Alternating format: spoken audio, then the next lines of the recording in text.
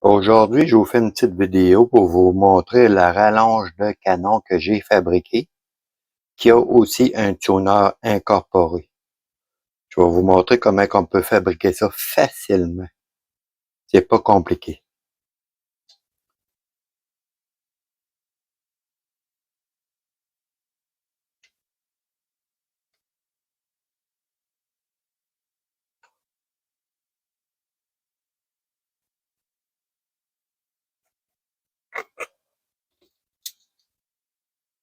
La première des choses, il faut s'assurer de son pas de vis, de ses filets.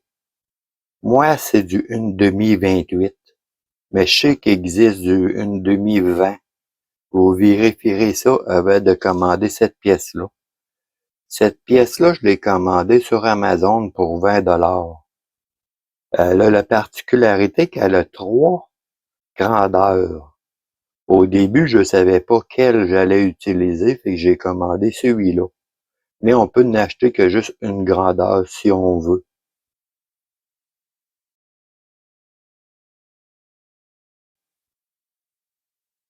J'ai tiré beaucoup avec, comme vous pouvez voir, il y a de la poudre dessus. Je voulais m'assurer que ça fonctionne bien. Ça marche vraiment, ce tuner-là. Fait que la façon que je procède, je visse ça sur le canon. C'est en aluminium.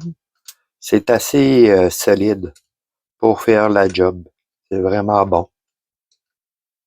Après ça, je me suis servi d'une patte d'armoire. C'est tout simplement des pattes qui mettent en dessous des armoires pour les égaliser. Vous devez pouvoir trouver ça n'importe où, là. Moi, j'ai enlevé la base ici. On n'en a pas besoin. Fait qu'on l'enlève. Et je me suis servi de ces deux pièces-là. Je vais vous montrer ça, puis je vais vous l'expliquer en même temps.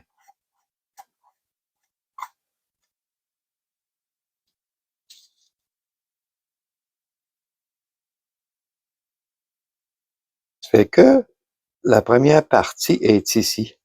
Je vais dévisser pour que vous allez comprendre mieux. C'est un nylon ou un plastique assez solide, vraiment rigide. J'ai tiré beaucoup de coups de feu avec pour voir si ça allait résister à l'explosion de la poudre. Puis à fin de compte, oui, ça résiste super bien. J'ai au moins tiré 200 balles avec. On peut voir l'intérieur, il est grisonné par, je sais pas si vous allez voir, il est un peu grisonné par la poudre. Et les explosions, ça ne l'a pas détruit rien. Fait que la façon que j'ai fait ça, vous allez comprendre la patte d'armoire.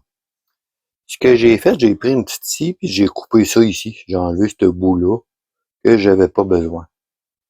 Ça ici, ce qui est intéressant, là, c'est qu'il y a des filets tout le long dans ça. C'est vraiment le fun. Fait que ce que j'ai fait, je l'ai vissé ici. Ça visse à fin de compte à 100% sur la dernière partie de l'adaptateur. Je l'ai pas coupé droite, mais c'est juste pour vous montrer. Fait que ça visse là vraiment bien. L'autre partie de la patte, ici, qui visse dedans, elle se trouve à être ici. Puis ce que j'ai fait, j'ai rentré une douille, un box. Moi, la grosseur, c'est 7-8. Je sais pas en millimètres, vous autres, pour mes amis, mes cousins français. Mais je l'ai rentré vraiment à la serre serrée, là, c'est vraiment solide. Fait que qu'est-ce que je fais? Je visse ça là, ici.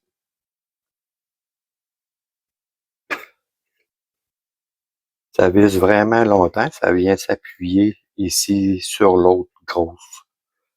Si je voudrais, je pourrais tirer comme ça. Faire des tests, tu sais, tirer. Je pourrais même le rallonger.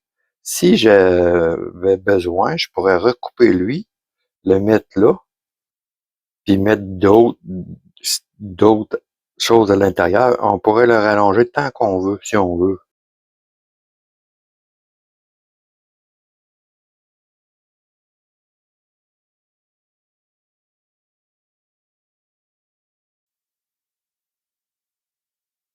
En fait, ce qui est intéressant, c'est que ça sert de rallonge de canon pour pouvoir tirer mieux et tuner en même temps. Je vais essayer de vous expliquer comment je fonctionne pour le tuner.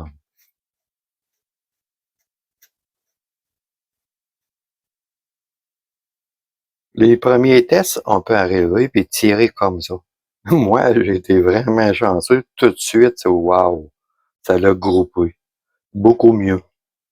Mais je pense couper ici le plastique un petit peu pour jouer avec. Là, ce que je veux faire des tests. Là, ce que je vais faire, je vais dévisser genre comme ça. Peut-être mettre un masking tape ici, puis tirer 5 ou 10 coups. Après ça, je vais retirer comme ça, retirer 5 ou 10 coups. Vous comprenez le principe? On peut faire ça longtemps. Si jamais, ici, wow, ça groupe à 100%, ben là, c'est assez simple. On prend un autre patte comme ça, on peut couper un petit bout ici, et l'insérer entre les deux. Ou une autre chose, on pourrait arriver puis réduire lui ici, si on veut.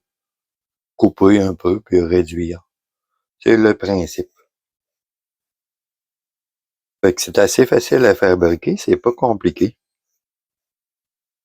Dans la pâte ici, il faut que je vous montre quelque chose. Quand on l'a pour la première fois, regarde, à l'intérieur, c'est de même.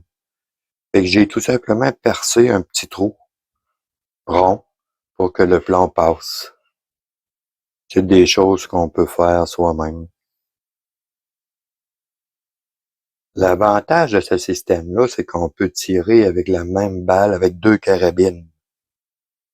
Fait que le principe est pas compliqué. Je voulais vous montrer ça.